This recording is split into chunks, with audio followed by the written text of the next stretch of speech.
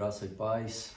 Hoje sábado, dia 9 de junho, de maio de 2020. Bom dia a todos, que Deus nos abençoe nesse dia maravilhoso. Estamos aqui reunidos para mais uma devocional, para alimentarmos espiritualmente da palavra de Deus. Nesses dias de pandemia, estamos ainda em isolamento social, nos mantendo ainda em casa, mas é bom frisar que a palavra de Deus ela é viva, ela é eficaz, ela é operante nas nossas vidas e que ela nunca está isolada e nunca está em quarentena. Ela é sempre atual para aqueles que creem e querem conhecer profundamente as verdades do Senhor através das suas escrituras. Amém? Então, hoje eu quero tratar o tema o fruto do Espírito versus as obras da carne. Essa passagem a gente vai encontrar no livro de Gálatas, na epístola, que o apóstolo Paulo escreveu aos Gálatas, no capítulo 5, do versículo 22 e o versículo 23. Bom, na última devocional nossa, nós tratamos sobre a videira verdadeira, onde Jesus declara aos seus discípulos, e consequentemente isso serve para a igreja, que é uma tipologia de igreja, onde Jesus é a videira verdadeira, Deus é o agricultor, o Pai é o agricultor, Ele é o dono da vinha, E Jesus fala o seguinte: todos aqueles que estiverem na videira, os galhos que estiverem nele e produzirem fruto, o Pai o poda para que produzam mais fruto ainda. E esse fruto, naquele dia, eu tinha dito que está em Gálatas 5, 22 e 23, que são os frutos, que é o fruto do Espírito. Então é isso que nós vamos tentar tratar hoje aqui, clarear um pouquinho. Eu te convido a pegar a sua Bíblia e acompanhar a leitura que eu farei de Gálatas 5, 22 e 23.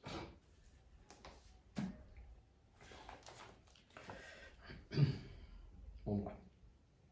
Mas o fruto do Espírito é amor, alegria, paz, longanimidade, benignidade, bondade, fidelidade, mansidão e domínio próprio.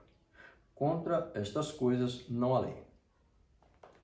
Quando nós lemos a carta aos Gálatas, nesse capítulo que eu acabei de ler, o 5, 22 e 23, o apóstolo Paulo nos apresenta o fruto do Espírito. Observe que não está no plural, não são frutos, é o fruto do Espírito.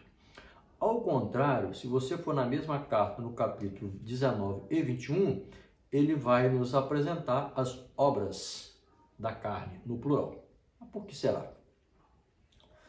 E ele começa o versículo 16 do mesmo capítulo. Então nós estamos retroagindo, Eu li o 5, 22 e 23, fui para o 19, 21 e estou voltando um pouquinho mais no versículo 16, onde o apóstolo faz a seguinte exortação à igreja: andai no Espírito, jamais satisfazeis as concupiscências da carne, ou seja, os desejos da carne, E ele ainda explica por que devemos andar no Espírito e não na carne. Por quê? O Espírito é oposto à carne, ou seja, o Espírito milita contra a carne e a carne contra o Espírito. E nos chama a atenção para que possamos buscar sempre andar no Espírito. E a partir daí, ele nos expõe as obras da carne e o fruto do Espírito. O interessante é saber que as obras da carne, elas são produzidas pelo homem. Então, as obras da carne, quem produz é o homem. Por quê? Por causa da sua natureza pecaminosa. Enquanto que o fruto do Espírito, ele é produzido em nós pelo Espírito Santo de Deus. Então, recapitulando, obras da carne, quem produz? O homem. Por quê? Por conta da sua natureza pecaminosa. Agora, o fruto do Espírito é produzido em nós pelo Espírito Santo de Deus. Ou seja, o fruto do Espírito não é obra de homem, não é resultado da nossa natureza, mas é uma obra sobrenatural e extraordinária do Espírito Santo em nós. Então, isso tem que ficar muito claro. É interessante saber que quando a evidência do fruto do Espírito é clara e presente no crente, ele nos liberta da obra da carne. Então, quanto mais você evidencia o fruto do Espírito em você, quanto mais a gente vê essa presença do fruto do Espírito, as obras da carne elas vão sendo nós vamos ser libertos da obra da carne. Com relação às obras da carne, então, a gente não vai entrar no assunto, né, obras da carne, mas vamos nos deter ao fruto do Espírito. Só uma observação também, ao contrário do que a gente imagina, ou até do que a gente ouve em pregações, a maior evidência da maturidade espiritual do crente não é a evidência dos dons espirituais, mas a presença e a evidência do fruto do Espírito. Se você ler a carta aos Coríntios, Paulo vai dizer que a igreja de Corinto tinha todos os dons. Eles tinham todos os dons espirituais. No entanto, era uma igreja extremamente problemática, né? Com dissensões entre irmãos, problemas com ceia, irmão entrava na justiça contra o outro, ou seja, uma igreja com muitos problemas. Mas ela tinha todos os dons. Então ela não tinha o quê? O fruto do Espírito. Por isso que a gente pode dizer que o que traduz a maturidade espiritual não é o dom espiritual, mas a evidência do fruto do Espírito. Só um parêntese. Esse fruto do Espírito, ele é um só. E ele apresenta 9 características ou virtude distinta, que basicamente se resume no amor. Então, para nós entendermos, é como se nós pegássemos uma laranja, uma mexerica pocã. O que você vai ter? Você tem uma laranja, ou uma única mexerica. Quando você descasca, dentro tem vários gomos, mas é um fruto só. Então, essa é a explicação mais fácil de se fazer com relação ao fruto do Espírito. Por isso que é no singular, o fruto do Espírito. Mas ele tem 9 características diferentes. E estas virtudes que esse fruto tem representam o caráter de Cristo em nós. Ou seja, do momento em que nós nascemos de novo, reconhecemos Jesus como nosso suficiente Salvador e fomos salvos, até o momento em que seremos revestidos com um corpo de glória no final dos tempos. Nesse intervalo, ou seja, no momento que você aceitou Jesus, o Senhor Salvador da sua vida, até o momento da sua ressurreição, que você vai receber um corpo glorificado, neste intervalo, o Espírito trabalha em nós para que possamos cada dia mais nos parecer com Cristo. O Espírito Santo está esculpindo em nós o caráter de Cristo. E essa produção do caráter de Cristo em nós é o que se chama fruto do Espírito. Então, o que é o fruto do Espírito?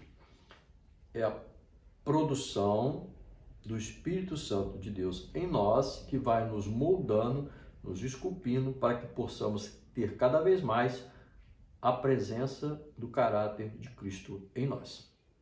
Então, essa é a evidência, né? A necessidade de termos, desenvolvermos, né? Buscarmos sempre a produção do fruto do Espírito.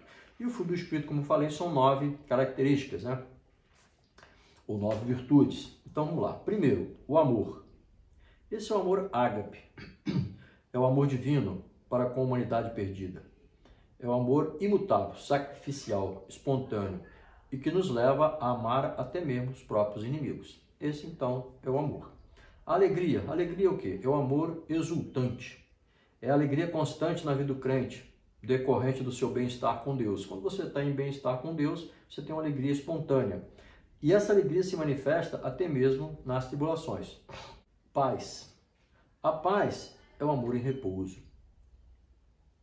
É a tranquilidade íntima e perfeita, independente das circunstâncias. Podemos desfrutar da paz de 3 maneiras: a paz com Deus, a paz com o irmão e a paz conosco mesmo.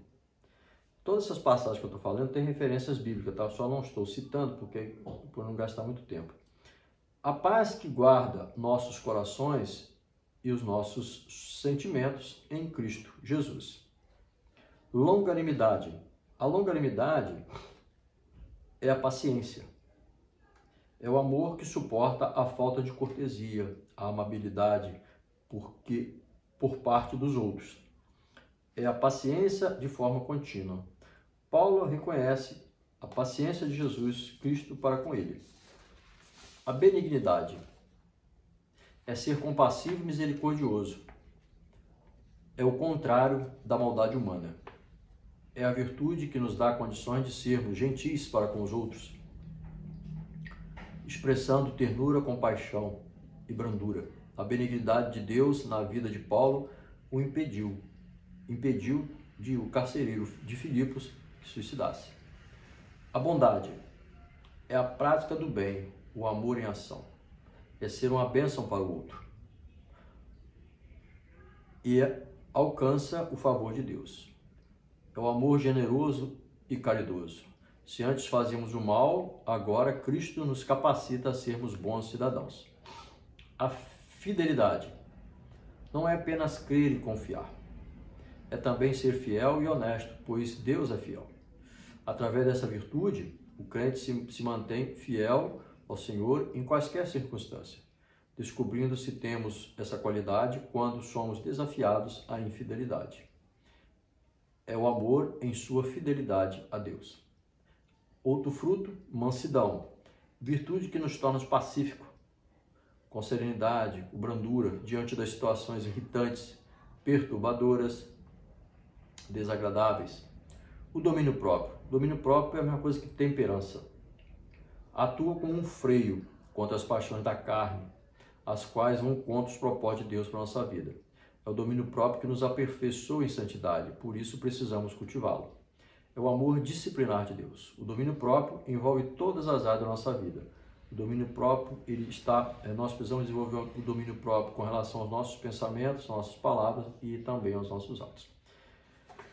Observe que todos esses frutos do Espírito, nesses dias atuais, eles precisam ser buscados, desenvolvidos, porque eles nos remetem à tranquilidade, à alegria, ao amor, à mansidão, ao domínio próprio, mesmo nos momentos de dificuldade, momentos que nós temos ações perturbadoras, notícias desastrosas para todos os meios de comunicação, etc. Então, o fruto do Espírito é isso que nós acabamos de ver, são nove características ou virtudes de um fruto só. Para concluir, eu queria te sugerir, primeiro, a ler a carta de Gálatas toda. São poucos versículos, você lê em meia hora. Por quê? Como é uma carta, a carta ela precisa ser lida do início ao fim de uma única vez. Se a gente começa a tirar pedaços, ela perde um pouco do sentido. O fruto do Espírito está na carta de Gálatas, mas ela começa lá no início, quando Paulo começa a fazer a defesa dele com relação ao apóstolo de Cristo. Voltando, então, ao Evangelho de João, da última semana, Jesus chama a atenção da igreja para estar sempre ligada à videira verdadeira, que é Ele mesmo. Buscar produzir fruto. Precisamos nos examinar o tempo todo pelo filtro da palavra de Deus para atingir a estatura do varão perfeito. Porque Paulo vai dizer aos Efésios que o propósito de Deus para a nossa vida é que nós possamos atingir a estatura do varão perfeito. Atingir a estatura do varão perfeito através do filtro, do prumo, da palavra de Deus. Por quê? O propósito de Deus para as nossas vidas, além de nos levar à vida eterna, é nos tornar cada dia mais parecidos com Jesus Cristo. Então, na medida em que desenvolvemos o fruto do Espírito, a palavra de Deus entra no nosso coração e a gente passa a desenvolver o conhecimento da palavra de Deus, esse fruto do Espírito, ele vai se tornando evidente na nossa vida, as características, as virtudes dele, e nós vamos com isso abandonando as obras da carne. Ok? Bom dia para todos, que Deus nos abençoe, nos dê um dia maravilhoso, um final de semana excepcional na Tua presença. Deus esteja com todos nós. Muito obrigado e graças a Deus. Amém.